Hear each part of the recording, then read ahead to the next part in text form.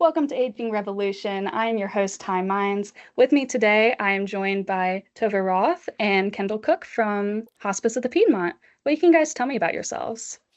I'm Kendall and one of the chaplains with Hospice.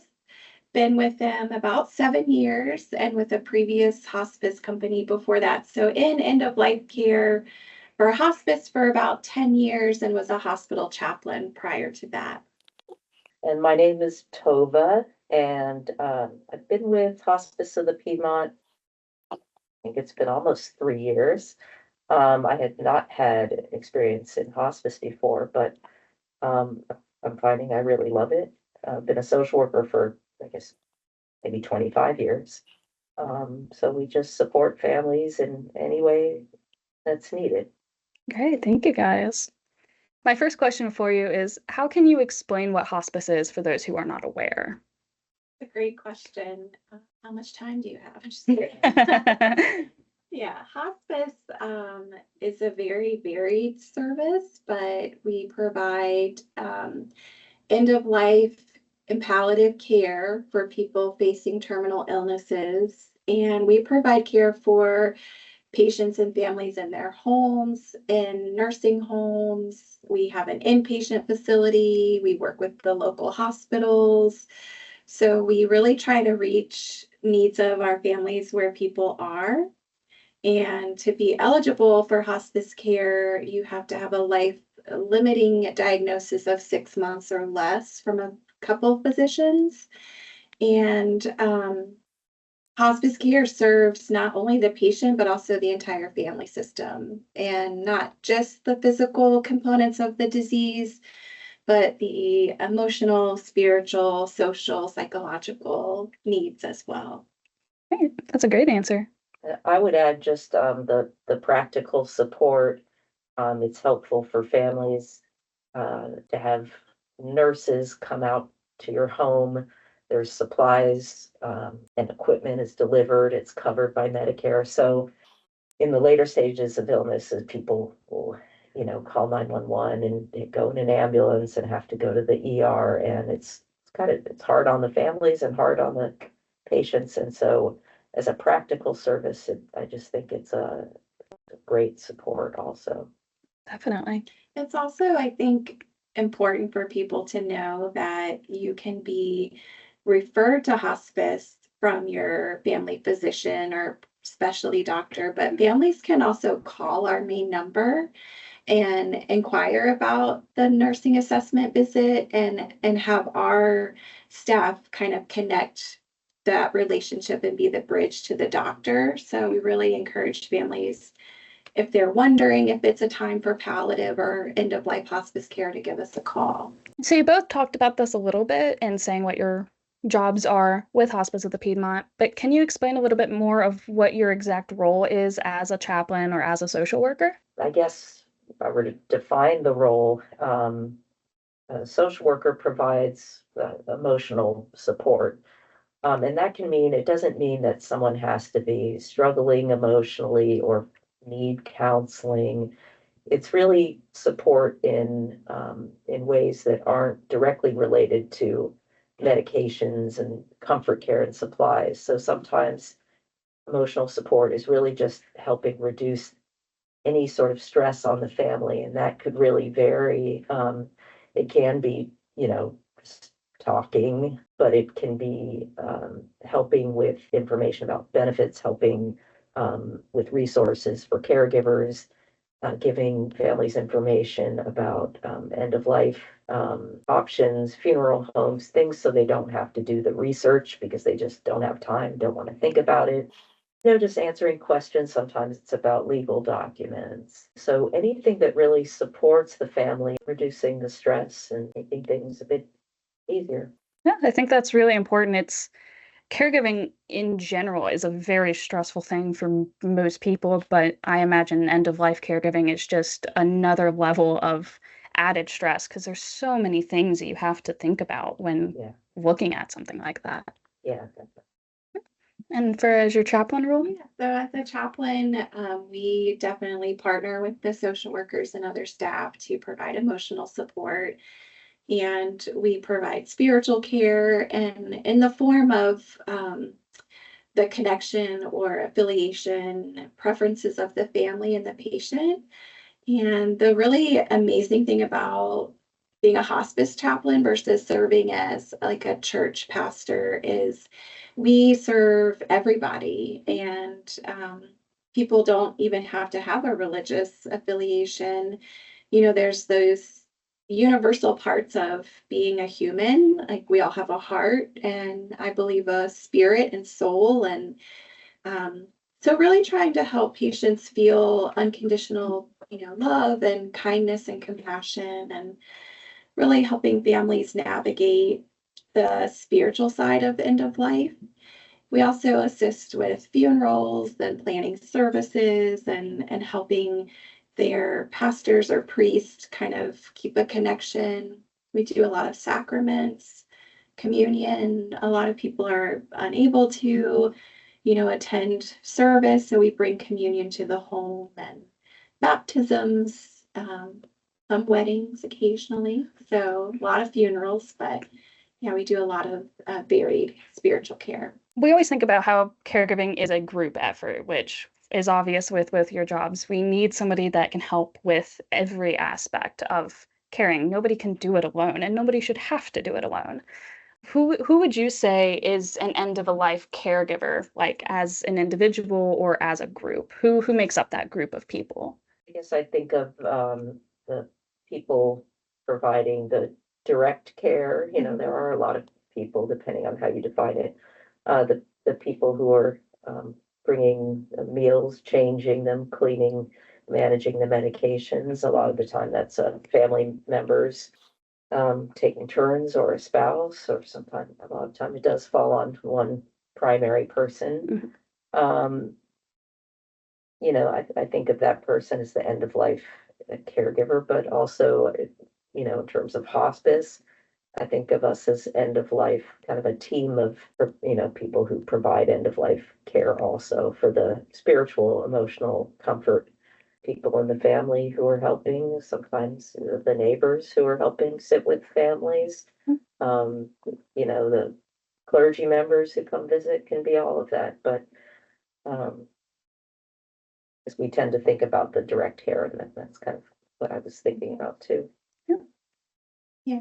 And we also, thinking about our facility patients, the facility staff really, in many cases, are very bonded with the resident and are more like a family member. And so we find when we integrate our hospice care, it's important to provide space for the facility staff to process and grieve, and support them as well as the family members of the patient. So And the paid caregivers. and the paid caregivers, Very and much. takes a village to guide someone to their death. It does, yeah. I think, yeah, caregiving is just it's unfortunately something a lot of people have to do alone, because they just don't have the support. But I imagine that's kind of where you guys try to step in and bridge that gap and help people find that support. And Java does that too, just not to the extent. We're not working with people at end of life care usually. We are usually referring them to you guys because we know that you can help much better than we can, because you have those facilities, you have those chaplains and social workers and everything there to be able to mend that gap between, I feel like I have to take this all on myself, versus I have a whole group of people to help me and support me and my loved one who is in actively dying, really. So It's a real comfort when people are admitted. You can almost see the relief on the family members' faces, just knowing, I'll say, you're not alone in this. Our team is available to guide you and be with you on this journey. And also we're 24 hours. So just having the family members know that if there's something going on in the middle of the night, the nurses will be there, and the on-call doctor and the on-call counselor, I think that provides so much peace and can really shift the burden that families had been experiencing in the home, especially as a caregiver. So, yeah. Knowing you can call and someone will answer, to just give you some advice or reassurance that you're doing the right thing. Yeah, Huge. those are really great things. I'm sure that they mean a lot for people who use your services. So we discussed this a little bit before, but can you give some more specifics on how caregivers specifically can provide that emotional, mental, and physical support to their loved ones during their time in hospice? And I think you're asking, how can the caregivers support their loved one? Yeah. I think one way is, by having hospice or more support for themselves, they can be there as a family member, as a supportive family member, instead of, all of that energy Yeah. being put into cleaning the sheets and hmm things like that. That's Medicine. I really wanted to bring Toba with me because she's my ride or die, but also an amazing social worker, also a DJ. But anyway, Toba and I both in 2022 had a parent on hospice care, and while we were working full time for hospice. So, and we both lost our parent, my father, her mother, and my grandmother was also on service the same time. So that was a really unique experience to be an end of life practitioner, professional, while having family members on service. And really was just profound to me and provided that level of insight that I hadn't had as just a caregiver, as a chaplain. So for the caregivers helping their loved ones, the patient, I do think it's really important to be really flexible and open to their experience and being willing to acknowledge so many different emotions and feelings. And a lot of times people will withdraw from their loved ones or things that they previously loved. And that can be really painful to experience as the family member. So I think there's, acknowledging you're grieving, they're grieving, to have a lot of grace and try to keep the peace. I think sometimes we'll say they're driving the train and we're just on it for the ride, and it may not be the route we would take, but just really having some flexibility is a way to keep health and boundaries. So.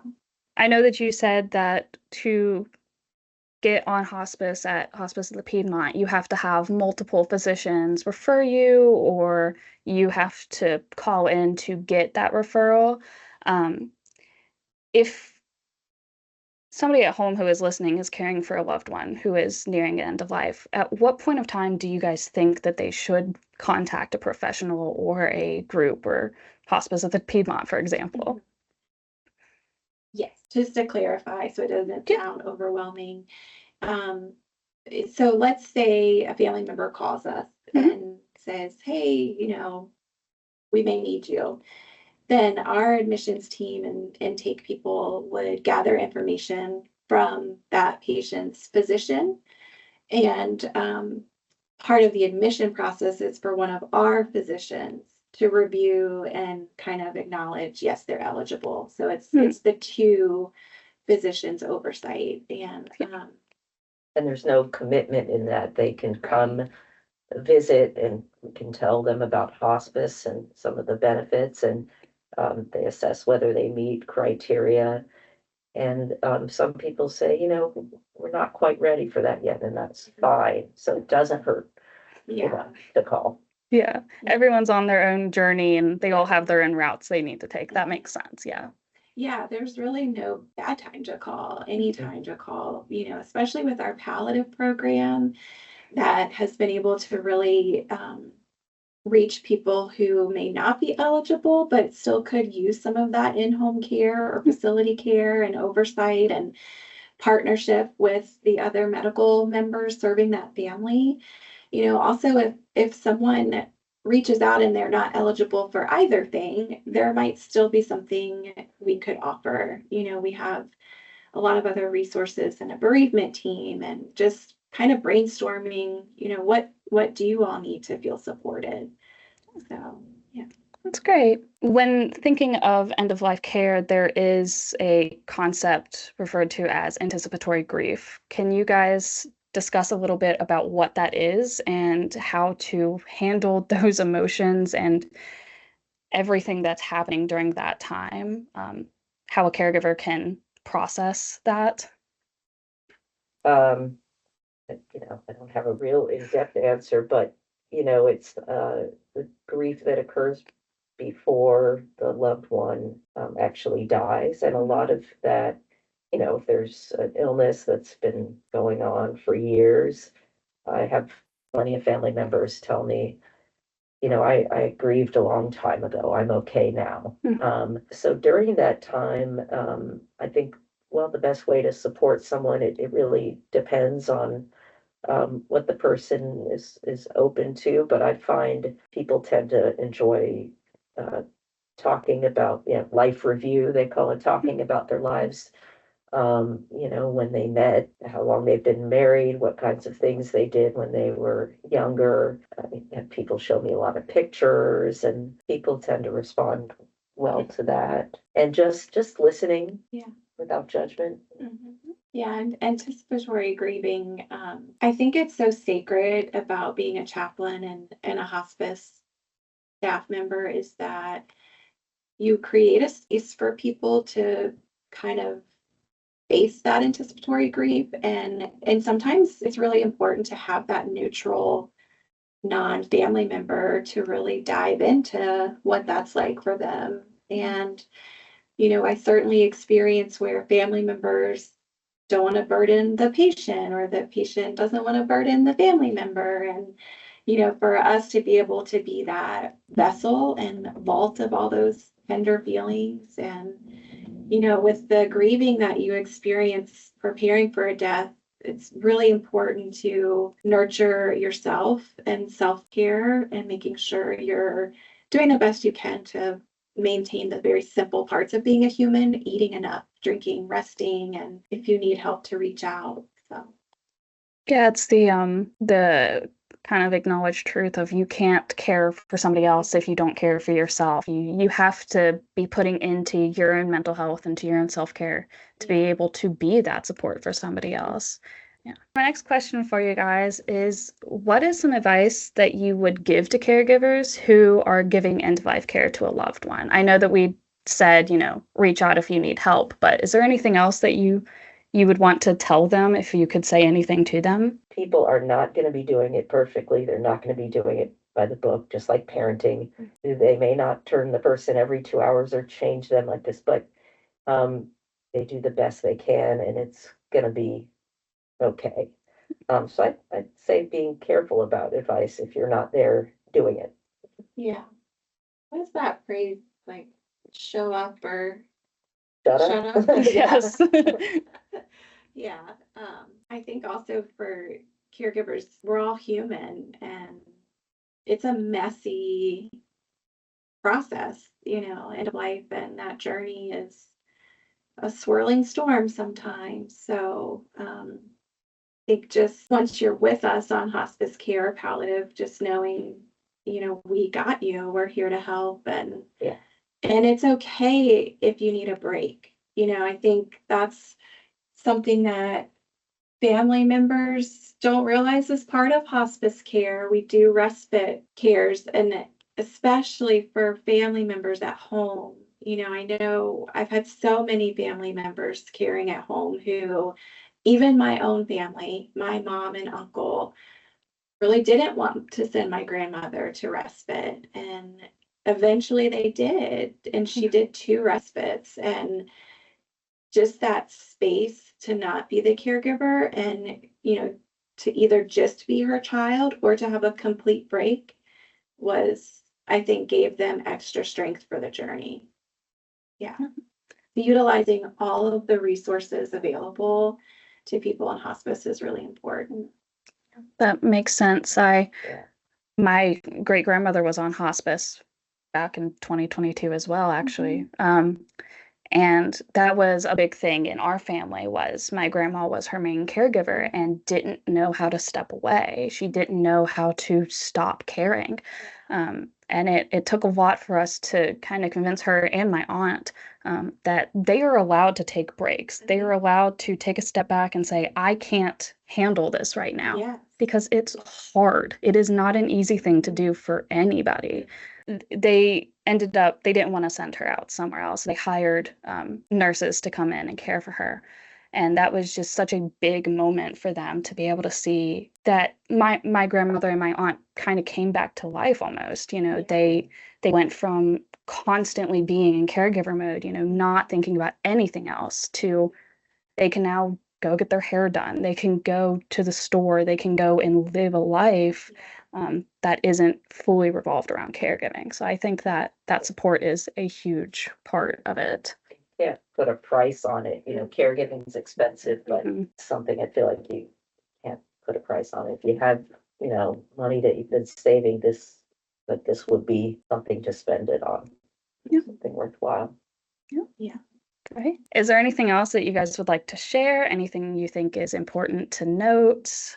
Final remarks?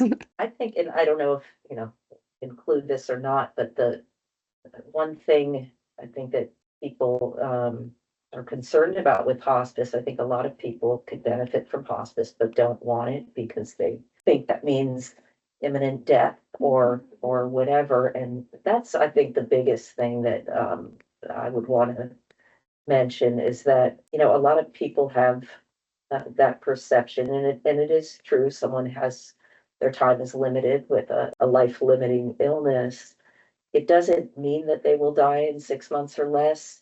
It really means, with the diagnosis they have, that they could die if a disease progresses and in an average way, they could die in 6 months or less.